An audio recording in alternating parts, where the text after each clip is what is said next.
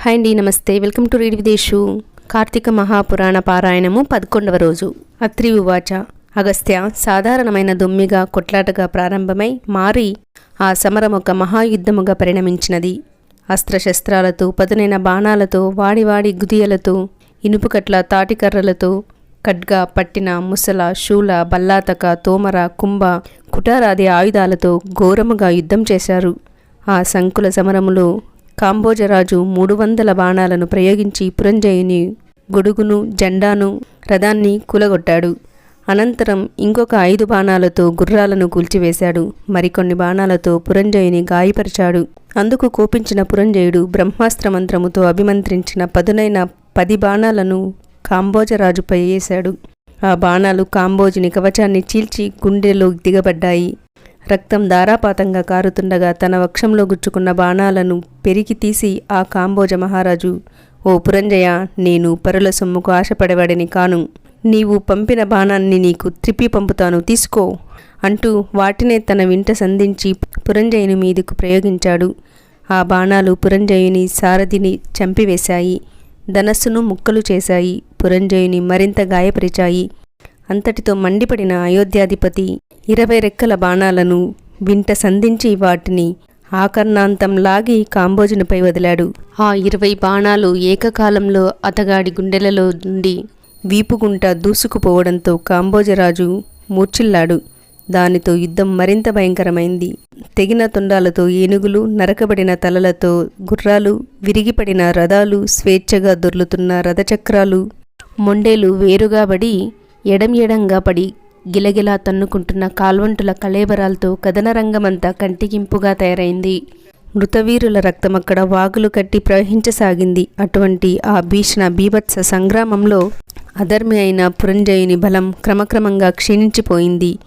కురజాది వీరుల విజృంభణను తట్టుకోలేక ఆ సాయంకాలానికి సమరభూమిని వదిలి పట్టణంలోనికి పారిపోయాడు.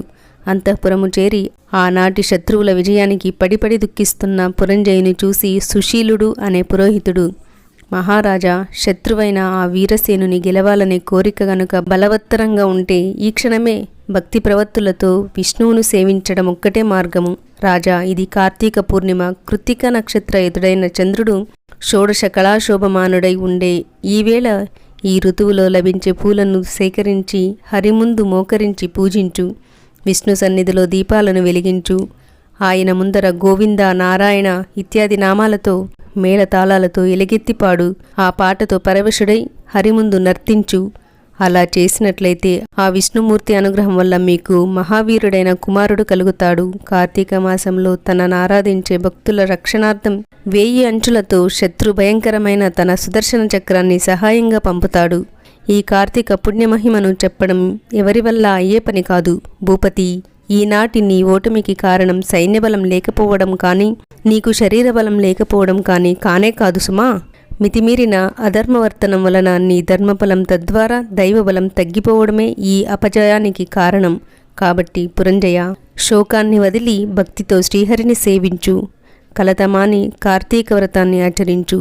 ఈ కార్తీక వ్రతం వలన ఆయురారోగ్య, ఐశ్వర్య, సుఖ సంపత్, సౌభాగ్య, సత్సంతానాలు సంగటిల్లి తీరుతాయి. నా మాటలను విశ్వసించు. అత్రి మహర్షి ఇంకా ఇలా చెప్పసాగాడు. అగస్త్య, ఆ విధంగా సుశీలుడు చేసిన బోధతో పురంజయుడు తక్షణమే విష్ణు ఆలయానికి వెళ్ళి వివిధ ఫల, పుష్ప, పల్లవ దళాదిగా విష్ణువును షోడశోపచారాలతోనూ పూజించి ప్రదక్షిణ నమస్కారాలు అర్పించి మేళతాళాలతో ఆయనను కీర్తించి పారవశ్యంతో నర్తించాడు. అంతేకాదు, బంగారంతో విష్ణు ప్రతిమను చేయించి దానికి కూడా పూజలు చేశాడు. దీపమాలికను వెలిగించి అర్చించాడు. ఆ రాత్రంతా విష్ణు సేవలో విలీనుడైన పురంజయుడు మరుసటి రోజు ఉదయమే శేషసైన్య సమేతుడై పునః యుద్ధరంగాన్ని చేరాడు. నగర సరిహద్దులను దాటుతూనే శత్రువులను సమరానికి ఆహ్వానిస్తూ భీషణమైన ధనుష్టంకారాన్ని చేశాడు. ఈ టంకారం చెవినబడిన కాంబోజ కురుజాది బలగాలు పురంజయుడిని ఎదుర్కొన్నాయి. వజ్రాల వంటి కత్తులతో, పిడుగుల వంటి బాణాలతోనూ, అమిత వేగవంతాలు, ఆకాశానికి సైతం ఎగరగలిగినవి అయిన గుర్రాలతోనూ, ఐరావతాల వంటి ఏనుగులతోనూ, అన్యోన్య జయకాంక్ష తత్పరులై ప్రాణాలను తెగించి పోరాడే కాల్బలాలతోనూ క్రమక్రమంగా యుద్ధం దుర్నిరీక్షమానంగా పరిణమించసాగింది. గతరాత్రి పురంజయుడు చేసిన పూజలకు సంతుష్టుడైన గరుజగమనుడు అతనికి దైవబలాన్ని తోడు చేయడం వలన ఆనాటి యుద్ధంలో శత్రురాజుల శక్తులన్నీ ఉడిగిపోయి కాంబోజుల గుర్రాలు, కురజాదుల ఏనుగులు, వివిధ రాజుల రథబలాలు, వైరికూటం యొక్క పదాది బలాలు దైవకృపాప్రాప్తుడైన పురంజయుని ముందు చిత్తుచిత్తుగా ఓడిపోయాయి. పురంజయుడి పరాక్రమానికి గుండెలవిసిపోయిన పగవారందరూ ప్రాణభీతితో రణరంగాన్ని వదిలి తమ తమ రాజ్యాలకు పరుగులు తీశారు. అంతటితో విష్ణు అనుగ్రహం వలన విజయం పొందినవాడై పురంజయుడు అయోధ్య ప్రవేశం చేశాడు. విష్ణువు అనుకూలుడైతే శత్రువు మిత్రుడవుతాడు, విష్ణువు ప్రతికూలుడైతే మిత్రుడే శత్రువు అవుతాడు. దేనికైనా దైవబలమే ప్రధానం. ఆ దైవబలానికి ధర్మాచరణమే అత్యంత ముఖ్యం. అటువంటి ధర్మాచరణలో ప్రప్రథమమైన కార్తీక వ్రత ధర్మానుష్ఠానంతో ఎవరైతే శ్రీహరిని సేవిస్తారో వారి సమస్త దుఃఖాలు కూడా చిటికెల మీద చిమిడిపోతాయి. అగస్త్య, విష్ణు భక్తి సిద్ధించడమే కష్టతరం. అందున కార్తీక వ్రతాచరణ శక్తి కలగడం ఇంకా కష్టతరం. కలియుగంలో ఎవరైతే కార్తీక వ్రతము, శ్రీహరి సేవ వదలకుండా చేస్తారో వాళ్ళు శూద్రులైనా సరే వైష్ణవోత్తములుగా పరిగణింపబడతారు. వేదవిధులైన బ్రాహ్మణులైనప్పటికీ కూడా హరిసేవ, కార్తీక వ్రతాలు లేని వాళ్ళు కర్మచండాలులేనని గుర్తించు. ఇక వేదవేత్తయ్యై హరిభక్తుడై కార్తీక వ్రతనిష్ఠుడైన వానియందు సాక్షాత్తు ఆ విష్ణువు నివసిస్తాడని చెప్పబడుతోంది. ఏ జాతి వాళ్ళైనా సరే ఈ సంసార సాగరం నుంచి బయటపడి ఉత్తమ గతుల్ని పొందాలనే కోరికతో విష్ణువును అర్చించినట్లయితే తక్షణమే వాళ్ళు తరించుకుపోయినట్లుగా భావించు. అగస్త్య, స్వతంత్రుడు కాని పరతంత్రుడు కాని హరిపూజాసక్తుడై ఉంటేనే ముక్తి. భక్తులకు శ్రీహరి, శ్రీహరికి భక్తులు అన్యోన్య అనురాగబద్ధులై ఉంటారు. భక్తులను ఇహపరాలు రెండింటినీ అనుగ్రహించి రక్షించగలిగిన ఏకైక దైవం ఆ వాసుదేవుడే. విశ్వమంతటా నిండి ఉన్న ఆ విష్ణువునందు భక్తి ప్రపత్తులున్న వారికి మాత్రమే కార్తీక వ్రతావకాశం చేజిక్కుతుంది. కాబట్టి సర్వవేద సమ్మతము, సకల శాస్త్రసారము, గోప్యము, సర్వవ్రత ఉత్తమోత్తమమైన ఈ కార్తీక వ్రతాన్ని ఆచరించినా, కనీసం కార్తీక మహాత్యాన్ని మనస్ఫూర్తిగా విన్నా కూడా వాళ్ళు విగత పాపులై అంత్యంలో వైకుంఠాన్ని చేరుకుంటారు. మహాత్యపూర్వకమైన ఈ 22వ అధ్యాయాన్ని శ్రాద్ధకాలంలో పఠించడం వలన పితృదేవతలు కల్పాంత తృప్తిని పొందుతారు సుమా. హే అత్రి మునీంద్ర, విష్ణుకృప వలన విజయుడైన పురంజయుడు ఆ తర్వాతనేమి చేశాడో వివరించు అని అగస్త్యుడు అడగడంతో అత్రి ఇలా చెప్పసాగాడు.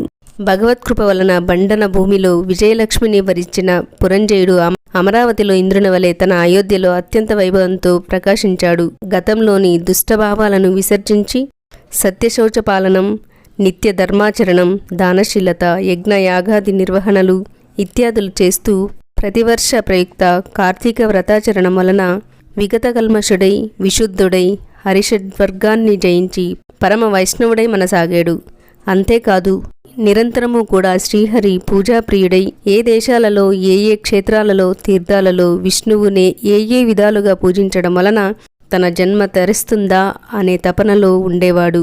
అంతగా హరిసేవ సంవిధాన సంతృప్తుడైన కారణంగా ఒకనాడు ఆకాశవాణి, పురంజయ, కావేరీ తీరంలో శ్రీరంగ క్షేత్రం ఉంది. శ్రీరంగనాథుడనే పేర అక్కడ వెలిసి ఉన్న విష్ణువును కార్తీక మాసంలో అర్చించి జనన మరణాల నుంచి కడతేరుమని ప్రబోధించడంతో రాజ్యపాలనను మంత్రులకు అప్పగించి తగినంత చతురంగ బలయుక్తుడై అనేక తీర్థక్షేత్రాలను దర్శిస్తూ అక్కడక్కడ యోగ్యవిధిగా శ్రీహరినే అర్చిస్తూ కావేరీ మధ్యంగతమైన భూలోక వైకుంఠమైన శ్రీరంగాన్ని చేరి కార్తీక మాసమంతా కావేరీ నదిలో స్నానాదులని, శ్రీరంగంలో రంగనాథ స్వామి సేవలను చేస్తూ ప్రతి క్షణము కూడా కృష్ణ, గోవింద, వాసుదేవ, శ్రీరంగనాథ అని హరినే స్మరిస్తూ జపదానాది విద్యుక్త ధర్మాలన్నిటినీ నిర్వహించి కార్తీక మాస వ్రతం పూర్తి చేసుకుని పునః అయోధ్యకు చేరుకున్నాడు. అనంతరం ధర్మకామం వలన సత్పుత్ర పౌత్రాదుల్ని పొంది కొన్నాళ్లకు సర్వభోగ వివర్జితుడై భార్య సమేతంగా వానప్రస్థమును స్వీకరించి కార్తీక వ్రతాచరణ విష్ణు సేవలోనే లీనమై తత్పుణ్యవశాన అంత్యంలో వైకుంఠాన్ని చేరుకున్నాడు. ఇంతటితో 11వ అధ్యాయం పూర్తయింది. వీడియో నచ్చినట్లయితే లైక్ చేసి కామెంట్ చేసి షేర్ చేయండి. అలాగే సబ్స్క్రైబ్ చేసుకోండి. థ్యాంక్ యూ ఫర్ వాచింగ్ అండి. సర్వం ఉమామహేశ్వర పాదార్పణం.